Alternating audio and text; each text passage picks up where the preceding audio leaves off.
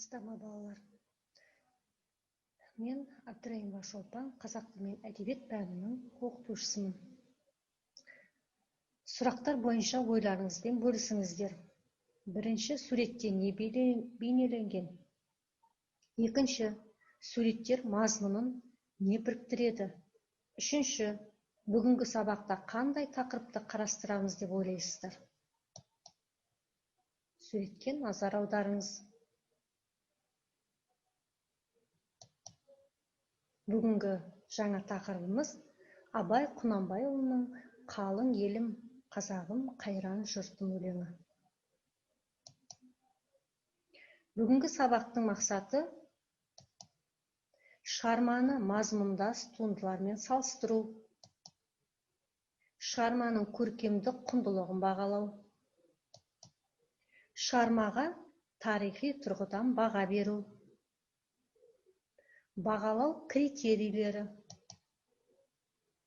екі шығарманың ерекшеліктерін көрсетеді, шығармалар тіліндегі көркемдеуіш құралдар ерекшеліктерін көрсетеді, шығармаға қазіргі кез тұрғысынан көз қарасын білдіреді. Бірінші тапсырма сөздермен ассоциация. Мақсаты шығарманың эмоционалды астарын түсіну және кестені толтыру. Кестені толтырамыз.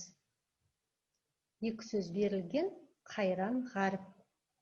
Яғни сұрақтары: сөзді немен байланыстырасыз? Қандай тіркес жасайсыз?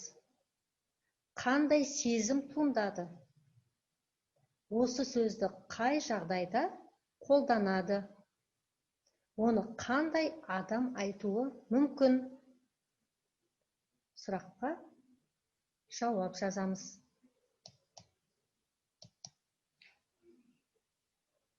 Кестемен жұмыс. Бұл тапсырманың мақсаты шығармамен мазмұндас туындылармен салыстыру. Кестені толтырамыз. Яғни екі ақын берілген: Абай Құнанбайұлы мен Дулат Бабатайұлы. Қысқаша мазмұны, тақырыбы, идеясы, лексикасы, қорытынды. Осыларға жауап жазылады. Дескриптор. Өлеңнің мазмұнын 3-4 сөйлеммен толық ашады. Тақырыбын анықтауда мәнінен дәлел келтіреді. Идеясын ашуда сол заманмен байланысын көрсетеді. Лексикасындағы ұқсастықтарды көрсетеді. Қорытындыда екі өлеңнің ұқсастықтары мен айырмашылықтарын көрсетеді. Төртінші тапсырма өлеңге баға беру. Мақсаты шығармаға тарихи тұрғыдан баға беру. Сұрақтарға жауап беріңіз. Бірінші, Абай мен Дулатқа осындай өлең жазуға не түрткі болды деп ойлайсыз?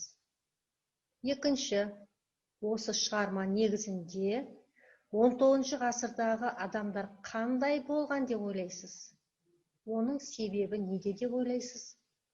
Үшінші, 19 және 21 ғасырдағы адамдар арасында қандай ерекшеліктер бар? Төртінші, сіз осы заманның адамдары туралы қандай өлең жазар едіңіз? Неге? Дескриптор.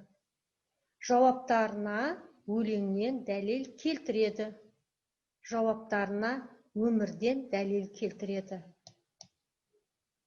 Рефлексия. Бүгінгі сабақта қандай өмірлік білім алдым? Сабақта маған тапсырманы орындауға не көмектесті? Сабақта маған тапсырманы орындауға не кедергі болды? Маған қиындықтарды жеңу үшін не істеу қажет? Сұрақтарға жауап жазамыз. Рахмет бүгінгі сабаққа атсалысқандарыңыз үшін.